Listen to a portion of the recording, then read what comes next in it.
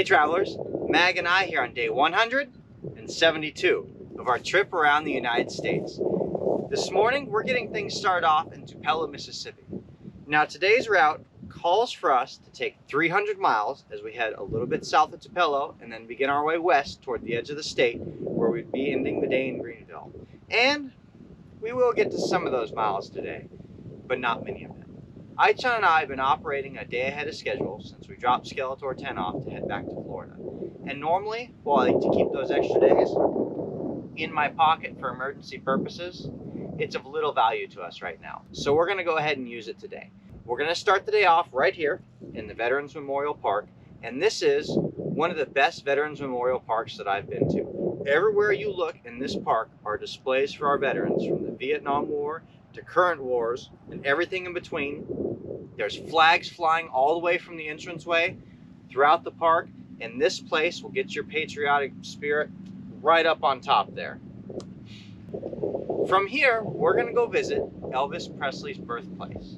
It's another spot that I really didn't think we were gonna get to, but since we're gonna take the extra time to be here in Tupelo, we're gonna go there and do that, and that was a big part of why I decided to take this day a little bit slower than normal. We'll actually start covering our miles from the day, and we'll see where we get. We'll have a little bit of jump on tomorrow, but not by much. Let's see what the day has in store. Come on, let's go. The Veterans Memorial Park in Tupelo, just up the road from Elvis's birthplace, is a lakefront park that features an aquatic center, splash pad, disc golf trails, and a lot of veterans memorials. Traversing the park, there are flags lining both sides of the roadway leading to each memorial and monument. There are boundless opportunities to enjoy a stroll through the park, look upon the memorials, and sit and reflect on those who have given their lives in service to our country. As of November 2nd of 2017, through the hard work of dedicated veterans working together with city council members, the park now features a 60% scaled version of the Vietnam Veterans Wall found in Washington, D.C. While I was paying my respects to the 58,318 veterans who had killed or gone missing in Vietnam, I had the opportunity to meet one of those veterans who had lost brothers and friends in the war. We've walked around the Veterans Memorial Park, and while we were here, we were fortunate enough to meet William Bramlett. He served in the 101st Black Widows in 1967 in Vietnam. So while I take you and show you all of these veterans memorials around the country, it's important to remember that these stories are real and that these memorials and the walls just like this one, they mean a lot to people like William Bramlett, and they should mean a lot to the rest of us to remember their stories and remember what's come before so we can learn from it and not repeat the mistakes of the past. In just a second here, Mr. Bramlett's going to give us a little bit of his story about his time in Vietnam, and we're going to get a little bit of a history lesson on what this wall means to him. I left Fort Bragg with a 188. We left on 4 C-141s, 4 loads of us, direct to Vietnam. Landed. Jerry Lee Beckham just got killed. He was my friend there in the bunker, underneath the bunker that I was guarding while I was in Dal Yang. Well, as soon as we got on a C-123 and went straight to the Cambodia border, flew around the Black Virgin Mountain and landed. And it was the most scariest thing in my life, and I had 36 jumps at that time, even night jumps before I went. Came in at 5,000 feet, dropped down to the runway and did a 45 dive for it. Now, can you imagine? Hit the runway, it was a short runway. And when I was sitting in the center, me and him, we didn't even get a break when we got over there. We went straight to the war zone. They handed us a M16, a new M16, in 3 clips. When they put us in that old 123, and it was a good aircraft, 123 and 130 is the best aircraft except the Caribou. The Caribou come in short land. I think they could land at 900.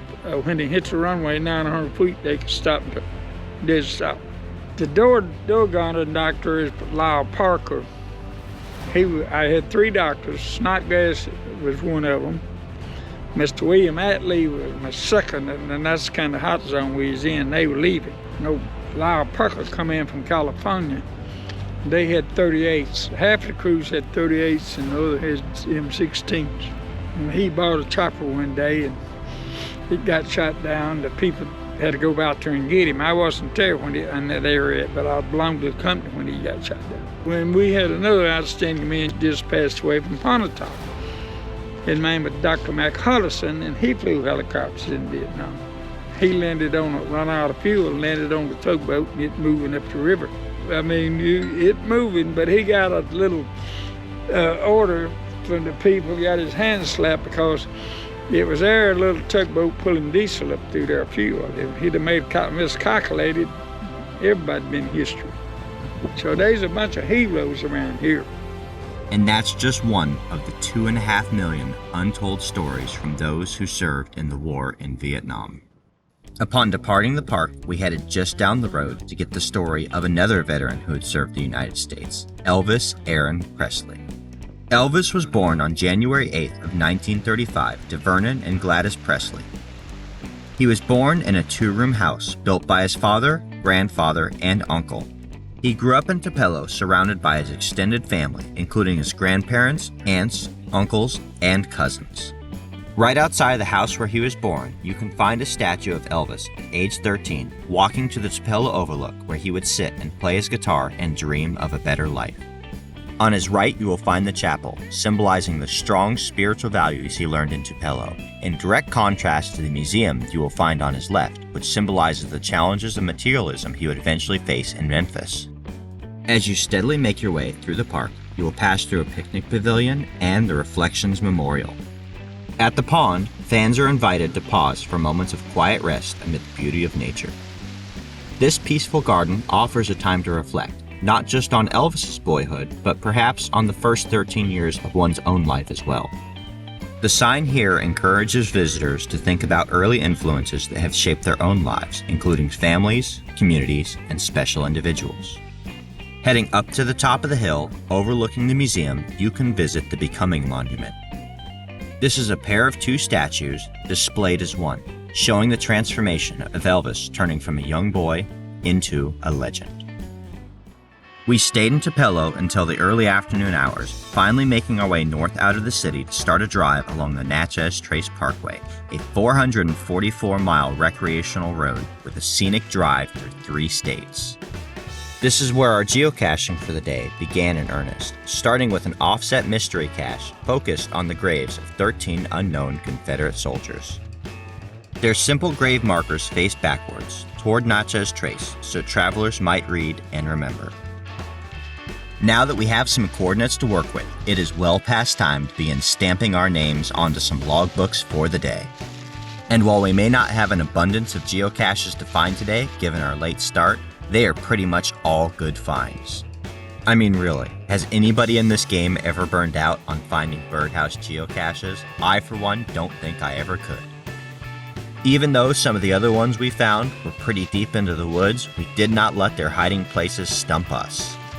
We knew just where to look to uncover the prize we sought and stamp our name to another logbook, adding a check in the box for the county and the page as we make our way east, south, and then west again. All of the geocaches we found were in fairly decent shape, but this one was the best of all. Having recently been maintained by the owner, everything inside was as fresh as it could get. And double bagging a logbook is never a bad idea. One of the things about driving the Natchez Trace Parkway, of which we have visited many times over all 3 states that it covers, is that there is never a lack of views. Whether from the top of the 20-mile overlook or from within Donovan Slough, there is always something to see when you're making your way along the trace. The woodland trail in this slough takes you through a lowland where rich soil and abundant moisture support a variety of large, water-tolerant trees, including tulip poplar, sycamores, and water oaks. Bald cypress thrive in the swampy backwaters of a slough or channel winding through the bottomland. A 20-minute walk through this area lets you see these trees in the dramatic way the bald cypress grows only in the wet slough. The virtual that brought us here promised us this 20-minute walk and delivered exactly as promised. Although we were far from done geocaching for the day, we were out of sunlight by the time we reached Amory. We made a couple of quick park and grab finds as we made our way into town before following Waterway Drive to a nice hiking trail out to the end of Burkett Creek. We made a find nearby, enjoyed the sound of the water steadily making its way over the spillway, and then appreciated the sun setting down over another day spent here in Mississippi. Well, it certainly didn't take long for us to run out of light today. but I kind of knew that from the start. Aichan and I have been running hard for the last several weeks straight. So we finally decided this morning to sleep in, get ourselves recuperated, and take the day a lot easier. It really was in 3 parts today. Almost our entire day took place in Tupelo. We started things off at the Veterans Memorial Park. From there, we went over to the Elvis Presley Museum and spent our time walking around and exploring the park. From there, we actually backtracked a little bit to some virtuals we skipped last night so that we could take a little route along the Natchez Trace Parkway, and we enjoyed the entire drive, the overlook, and the hike that we got to do along the way. We're ending our day here in Amory on Burkett Creek Spillway. We're going to continue to push forward just a little bit tonight. I think we're going to wrap things up in Granada, which is about halfway into our miles for the day, which is significantly farther than I actually expected us to get. For now, we're just going to enjoy making our way through a couple more counties and pages and wrap things up. Thank you for joining us, and I hope you enjoyed today's relaxed pace and tour as much as we did. Like this video, subscribe to stay tuned for daily updates, and we'll see you out on the trails.